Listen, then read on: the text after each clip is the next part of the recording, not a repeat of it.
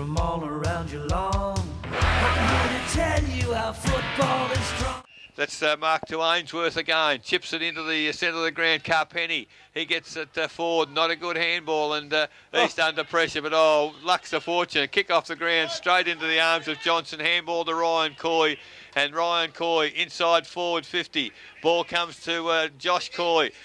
Sean O'Leary there trying to support his teammates, but numbers went out for Bannockburn as it's far to Broome. Aaron Broome to the middle of the ground, and Brad Watts, one of his few touches for the day, takes the mark, plays on quickly to O'Shaughnessy. That's the best passage of play Bannockburn have had for much of the day. He's run on, Watts bounces to himself, loses the ball in the bounce, and now puts his team under pressure. Whicher receives a handball, runs forward, kicked it absolutely straight to John Sinclair, and that's been the story of Bannockburn's day. Can't hit a target, and now East Geelong clear across the face of goal. So we've gone directly across into the other back pocket now, and Paisley has taken the mark. Steadies up. He's going to go straight back across the ground. This time Stevenson. They've gone backwards but have control. Stevenson now runs forward, kicks wide, coming out towards the half-back line. A good strong mark there by Thomas. Takes the mark. Ryan Coy's been looking to come off the ground, I think, for the last 2 or 3. Still standing in that spot by himself and takes a mark. Goes forward, players leading forward, goes to his brother this time, and a good strong mark is Josh in front of Gibbs.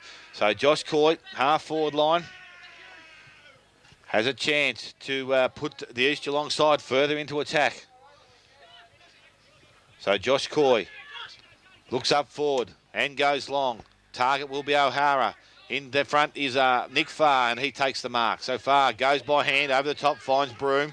Broome turns, carries the ball now, gets support from Reek, goes towards half forward, and Malane Grant leads in the run for the ball. Has Wishart coming bare, didn't use him, goes over the top, looking for Shaw. Sinclair going back with a flight, Paisley's there, can't take the mark, but at ground level does well. Goes to Stevenson, gets the ball out. Stevenson's allowed to play on as the siren sounds. And we'll see the East Geelong side move forward next week to meet the Belmont Lions. The coach of East Geelong, Adam Skrobalak.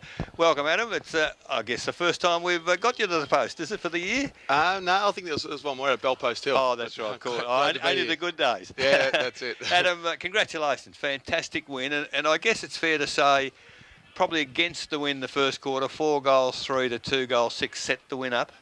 Yeah, we worked really hard early, and last time we played them, we actually held them really well in the first quarter for the first 20 minutes, and in 5 minutes they kicked 5 goals. So we were just intent on just keeping to our game plan, making sure we run out the whole quarter, because we know Bannockburn, the sort of side, if they get on top of you, they can kick quick goals, really quickly, and in 4s and 5s. So we just made sure we stuck to the task the whole quarter. At Richmond Crescent a few weeks ago, very, very wet, very, very windy. Today, probably absolutely perfect conditions for football. Does this suit you better than the wet? Oh, definitely. I wouldn't say so much the wet. I'd probably say more the wind. Obviously, we're a pretty fast side that like to move the footy fast and use our skills. And obviously, windy conditions don't help that. When you've got, I suppose, a wind that's attacking one end and then you're defending the other, it's really hard to get your game going. And we struggle with that a little bit, and we have throughout the year. But these perfect conditions. It's finals footy. I suppose that's what it's all about on a beautiful ground. And it's big ground, and I'm buggered at the moment, I must admit. Now, listen, when you go back to the rooms, just see Rob Chamberlain. Can you find out what he ate yesterday? Because he had an absolute birthday out there today, one of the best games I reckon I've ever seen him play. But in the middle, Johnson to Chamberlain, and the ball was inside forward 50. It gave you forwards a one-on-one most of the time. Yeah, and that's probably one thing we struggle with throughout the year. We know we've got a really good forward line, but we just don't get it down there quick enough. So we're really intent on moving it fast, and it's a massive ground, but really cutting down that ground and making it short. If you go out wide, players can get back, and 2 or 3 kicks later. But if you get it straight through the middle of the ground, go long, creates contest, and even if you don't mark it, if we've got the crummers there, you're going to get a result. You let me down a bit. I thought you were a pretty good kick, and you keep telling me you're 6 goals 3, 1 out of bounds. You could have kicked 10, couldn't you?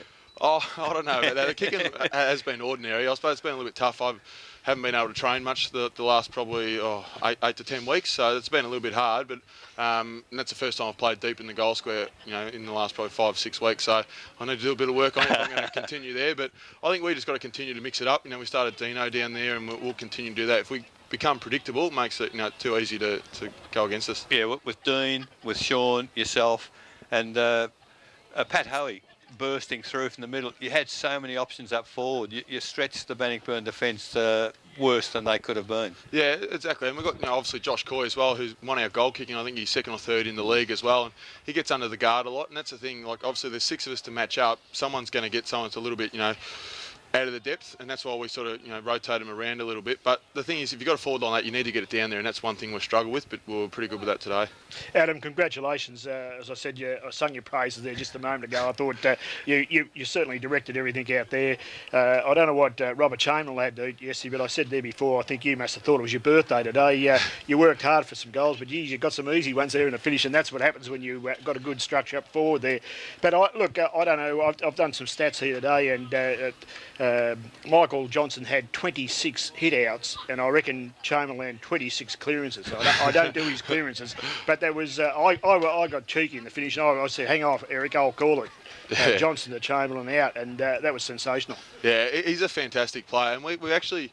The first 2 or 3 games, he was best on every game. He actually got hurt in the first 10 minutes against Bannockburn at Bannockburn.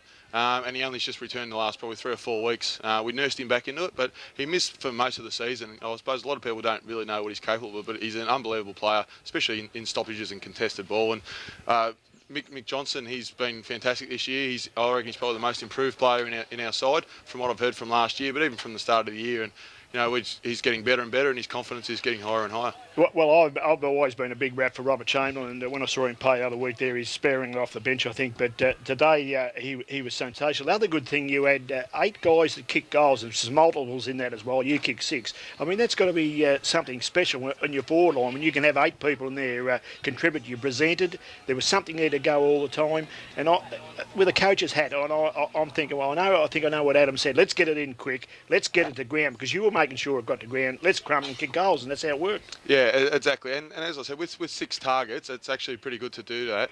And the other thing is too, I suppose they're dropping their ruckman back, and at times I'll go 2 and 3 out, and we just say, it doesn't matter if 2 or 3 compete against me. You commit to the crumb. And it's just, I suppose, it's up to the marking player not to always go for the mark. If you can bring it to ground and just compete, we got a lot of goals from ground balls and things like that. And I think that's so important. If we come too predictable, we become easy to beat. But if we can move it around and have 6 goal kickers or 8 goal kickers, whatever it was, that's pretty hard to stop, I think. Look, Eric called it as he came on the ground was Michael O'Leary. We've been around GDFL a while, and we haven't seen Eastern September action for quite some time, and maybe not in my time here as well. But I've been a big rap for the O'Learys, Sean and Mick in particular, and their father, of course. But it was great to see him go on out today. He had a bit of game time, and you have to be pretty pleased with that. That's certainly a great player to have, and he's going to get better each week goes by. Yeah, exactly. And he's missed a lot of footy through the broken jaw, but he's come back well. That's first game up, and I suppose if we had the 2s in the finals, we may have run him through there, but we took the risk. As with Will Ainsworth, we thought, well, if they can do well and get through this game, we know what we've got for the year. If they don't, well, we know we're going to have to look elsewhere. And that's a hard thing, I suppose, against us. If we haven't got 2s in the finals, you can't send someone back for form. And the blokes that missed out this week, we had running water and things like that, so they're still a part of it. And they can send messages out and things like that, and they know what we're looking to do. So no, it was fantastic. Adam, speaking to you before the game, I know you're not going to get ahead of yourself. Today was a win. You look forward to second semi next week against Belmont Lions. You get a second chance again. You'd look forward to that second semi now. Oh, definitely, and it's a huge challenge. I thought we probably should have beat them on their home deck last time, and I've been looking forward to it ever since. And they're well coached. Harmy's a great coach and a great player. And I think the biggest mistake we could make now is thinking we've got over Bannockburn, it's going to be easy against Belmont. They finished on top, and they finished on top for a reason. They're a good side, and I know for a fact Harmy's coached them and trained them to play on the big grounds. Obviously, they play on the post-stand ground, but they're a very fit and fast side, and they'll be ready and pumped to play here. I know they trained last Sunday here, but it's going to be a really hard game, and we've just got to go out, stick to the way we play, and then I suppose combat the way their strengths and things like that, and that's what we'll be planning to do. Well, there's a number of other sides who'd love to be where you are next Saturday. Well done today, and we look forward to seeing you Saturday, and hopefully talking to you again, certainly through the finals. No worries, I appreciate the support, and I suppose you guys will have a fun final series here Saturdays and Sundays. Well, let's hope so. That's Adam Skrobalak.